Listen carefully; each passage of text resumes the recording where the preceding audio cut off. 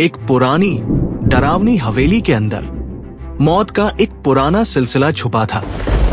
इस हवेली को लोग नेक्रोमांसर फैमिली कहते थे, जहां जीवन और मृत्यु दोनों का रहस्य दफन था। और आज एक नई कहानी शुरू होने वाली थी, एक ऐसी कहानी जो अंधकार और शक्ति के बीच का संघर्ष दिखाएगी। ये कहानी है लियोन की, उस श्रापित परिवार का नया वारिस, जिसके जन्म के साथ ही हवेली की दीवारें कांप उठीं और अंधकार ने एक नया रूप ले लिया। लियोन का जन्म हुआ एक अंधेरी, बिजलियों से भरी रात में। उसकी मां दर्द से चीख रही थी और पिता लॉर्ड आर्कन एकदम शांत थे। हवेली में एक अजीब सा सन्नाटा छाया हुआ था, जैसे पूरी हवेली सांस रोककर उस क्षण का इंतजार कर रही हो। जैसे ही लियोन ने अपनी आंखें खोली, उनमें एक रहस्यमयी नीली चमक थी, एक हल्का सा नीला आभा, जैसे मौत खुद डर गई हो। पुरानी आत्माएं जो हवेली में सदियों से बसी थी, उसके जन्म के पल में कांप उठी। दीवारों पर टंगी तस्वीरें हिलने लगी और हवेली की हवा में एक पुराना डर जाग उठा। पुरोहितों और पुराने नेक्रोमांसर्स ने कहा, यह बच्चा श्रापित है, इसके अंदर अंधकार का दौर है। पर लॉर्ड आर्कन ने बस इतना कहा, अगर अंधकार मेरा खून है तो मैं इसे रोशनी बना दूंगा। और वही था पहला संकेत कि शांति नहीं, पर अंधकार का वारिस अब इस दुनिया में आ चुका था। लियोन का जन्म सिर्फ एक घटना नहीं थी, वो एक युग की शुरुआत थी। एक दिन लियोन हवेली की सबसे पुरानी लाइब्रेरी में गया, वो हिस्सा जहां दीवारों पर धूल जमी थी और हर कोने से पुरानी किताबों की रहस्यमयी खुशबू आती थी। वहीं उसकी नजर पड़ी एक किताब पर, जिसका आवरण काले रंग का था और उस पर लिखा था, टोम ऑफ एटर्नल शैडोज, एक ऐसा ग्रंथ जिसे सदियों से किसी ने छुआ तक नहीं था। जैसे ही लियोन ने किताब खोली, एक तेज रोशनी उसके चारों ओर घूमने लगी। पुराने मंत्र हवा में चमकने लगे, जैसे किसी भूली हुई भाषा ने फिर से सांस ली हो। किताब के हर पन्ने में एक अलग ऊर्जा थी, एक पुराना, श्रापित और बेहद शक्तिशाली जादू। लियोन ने पहली बार महसूस किया कि उसके भीतर की शक्ति अब उसके नियंत्रण में आ सकती है। लेकिन उसी क्षण एक चेतावनी भी उभरी, शक्ति का गलत इस्तेमाल विनाश को आमंत्रण देता है। लियोन समझ गया था, यह सिर्फ ताकत नहीं, बल्कि एक परीक्षा थी। जैसे ही लियोन ने जादुई मंत्र पढ़ने शुरू किए, लाइब्रेरी की हवा में धुंध घुलने लगी, दीवारों से परछाइयां उतरने लगी और पुरानी आत्माएं फिर से प्रकट हो गई।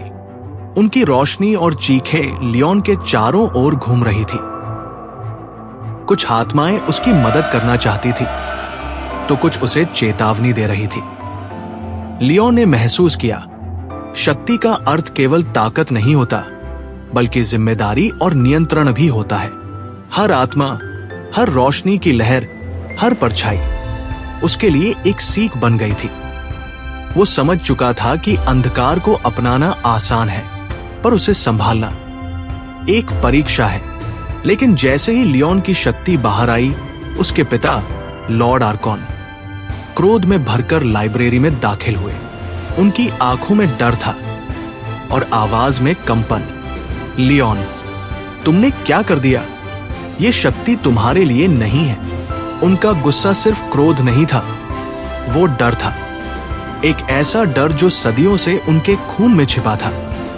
डर की वजह साफ थी, शक्ति के साथ अगर संतुलन ना हो तो अंधकार का विनाश कभी भी दस्तक दे सकता है।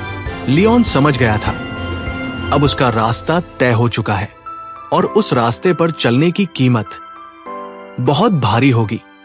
लियोन ने मंत्र पढ़े और जमीन से एक विशाल शैतानी आकार उठने लगा। एक शैडोई डिमोनिक शेर, मारबास, अंधकार का प्राचीन देवता, उसके सामने प्रकट हुआ। मारबास ने गहरी गूंजती आवाज में कहा, शक्ति चाहिए तो दाम चुकाओ। उसकी आंखों में अंधकार की आग थी और उसकी उपस्थिति से हवेली की दीवारें कांप उठीं।